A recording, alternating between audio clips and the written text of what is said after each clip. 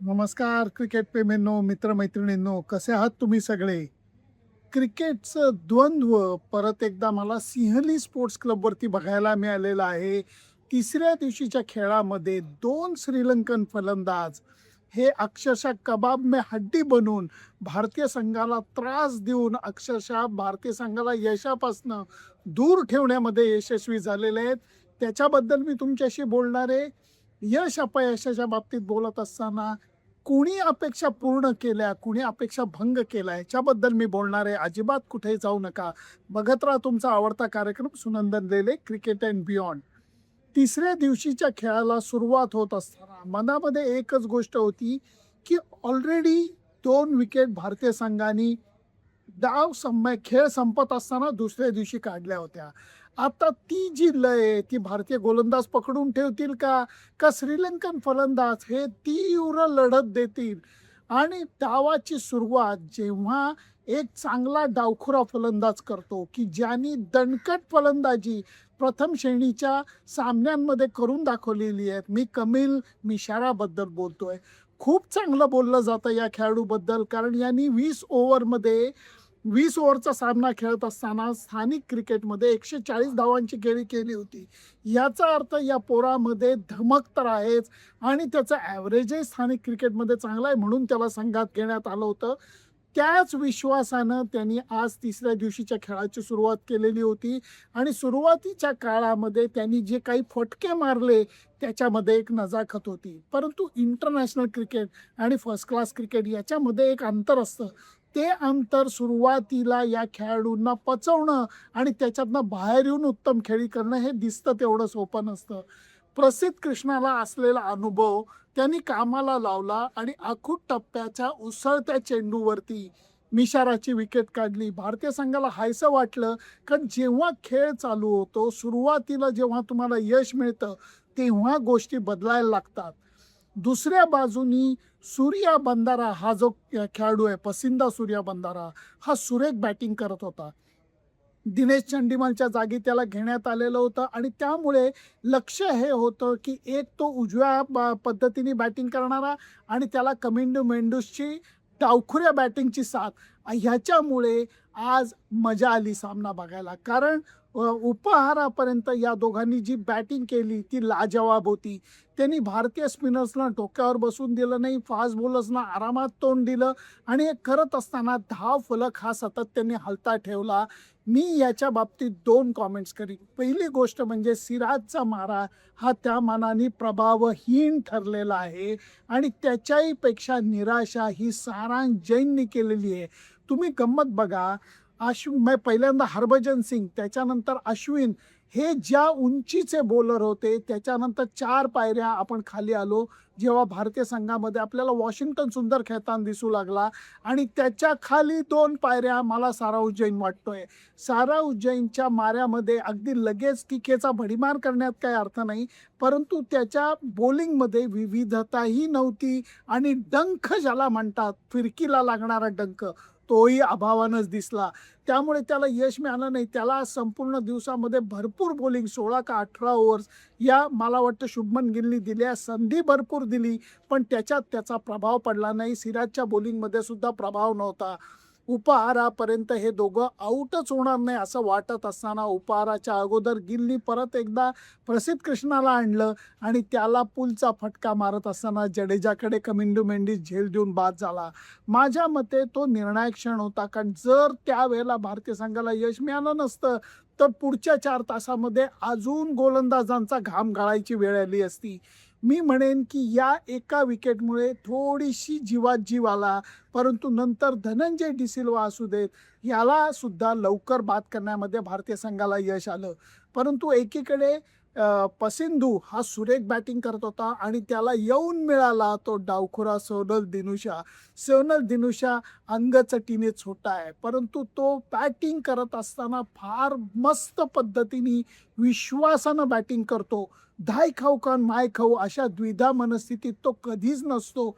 Defence करायचा तेव्हा confidently defence करतो, कारण त्याच्यामध्ये ती शैली आणि कला आहे. आणि दुसरीकडे मारत असताना तो अर्धवट फटका मारत नाही. हवेतनं मारलेला प्रत्येक फटका तो व्यवस्थित पलीकडेच पोहोचवतो. आणि त्याचबरोबर स्वीप रिव्हर्स स्वीपचा वापर पहिल्या सामन्याप्रमाणेच त्यांनी या सामन्यातही छान केला.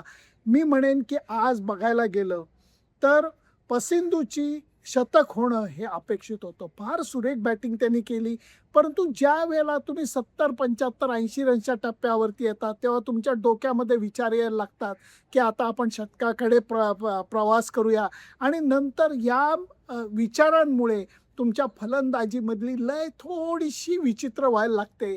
आज मला वाटतं तो ज्या पद्धतीने आऊट झाला, जडेजाला तो आऊट झाला कारण बॅटला बॉल लागून स्टंपात गेला. पण त्याच्या अगोदर धनंजय डिसिल्वाच्या झेलाबद्दल मी विसरायला नाही पाहिजे.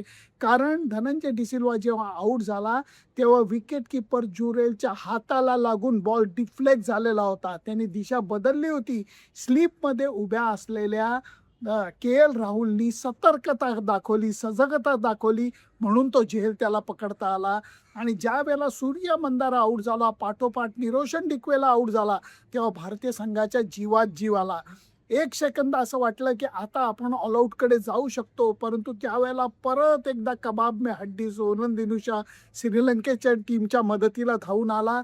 सुरेख बॅटिंग, मी परत त्याचं कौतुक करताना अजिबात शब्द राखून ठेवणार नाही. सुरेख बॅटिंग तो करतोय आणि भारतीय संघानं त्याच्या सलग 3 डावामध्ये 3 मोठ्या खेळ्या बघितल्या आहेत आणि जणू काही त्यांनी हात टेकलेले आहेत. त्याला बाद करण्यासाठी प्रयत्न भारतीय गोलंदाज करत नाही आहेत, अशातली गोष्ट अजिबात नाही आहे. परंतु हे म्हणत असताना त्याला आपटून बॉल जास्त फरक पडत नाही आहे, त्याला पुढं टाकून बॉल फरक पडत नाही, फिरकीचा त्याच्यावरती प्रभाव पडत नाही आहे.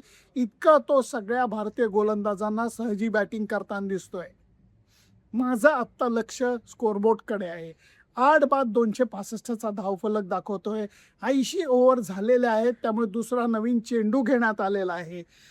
सोनल दिनुशा 85 धावांवरती खेळतोय आणि लाहिरू कुमारनी त्याला चांगली साथ दिली आहे. कशा अर्थाने म्हणतोय की त्या दोघांनी आणि त्याच्या अगोदर केशरन नवांतानी ह्या लोकांनी डाव हा सोनल दिनुशा बरोबर पकडून ठेवला. एक लक्षात घ्या, सोनल दिनुशा आणि केशराची भागीदारी ही धावांच्या दृष्टीने मोठी झाली नसली तरी 23 ओव्हर ती भागीदारी टिकली. याचा अर्थ असा आहे की ही खेळपट्टी अजून अपेक्षित गोलंदाजांना साथ देत नाहीये. अजून एक महत्त्वाचं ऑब्झर्वेशन तुम्हाला सांगतो, जेव्हा कडक ऊन असतं, खेळपट्टी उघडी असते, त्यावेळेला त्या कडक उन्हाचा फायदा होतो आणि मग खेळपट्टीवरचा ओलावा नष्ट होतो आणि खेळपट्टी कोरडी होऊन मग थोडी थोडी त्याच्यावरची माती दुभंगायला लागते आणि मग फिरकीला साथ मिळते, फास्ट बॉलरला साथ मिळते. या गेल्या 2 सामन्यामध्ये माझं ऑब्झर्वेशन असं आहे की दर थोड्या वेळाने कधी ना कधीतरी पावसाच्या सरी येतात, लगेच सगळ्या मैदानावरती आच्छादनं पसरली जातात. या आच्छादनांमुळे होतंय काय की एक प्रकारची थोडीशी किंचित का होईना आर्द्रता ही खेळपट्टीला मिळते. त्यामुळे माती संपूर्णपणे कोरडी व्हायला मदत होत नाहीये, कारण त्याचा परिणाम आपल्याला गोलंदाजी करताना दिसतोय. गोलंदाज प्रयत्न करतायत तरीही त्यांना अपेक्षित यश मिळत नाही आहे. असं म्हणत असताना मला भारतीय 2 गोलंदाजांचं कौतुक करायलाच पाहिजे.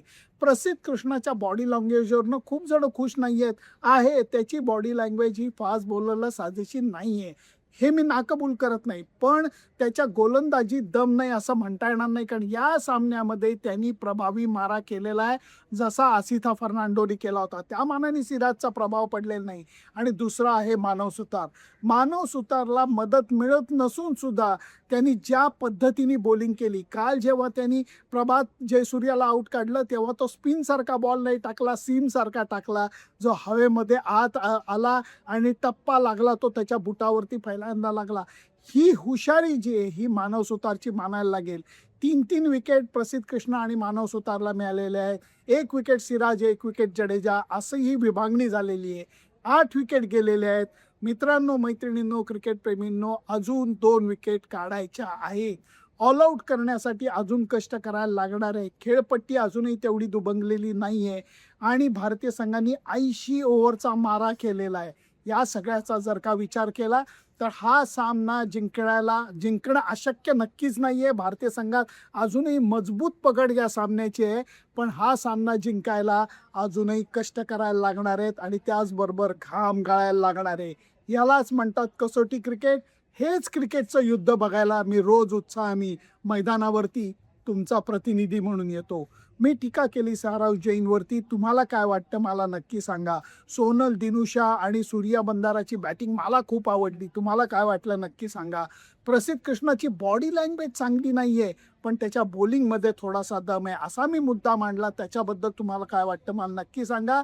सामन्यामध्ये काय होईल तुमचा अंदाज काय मला नक्की कळवा. फक्त त्याच्याकरता माझं फेसबुक पेज, इंस्टाग्राम अकाउंट आणि यूट्यूब चॅनल लाईक, शेअर आणि सबस्क्राईब करायला विसरू नका. Bye bye.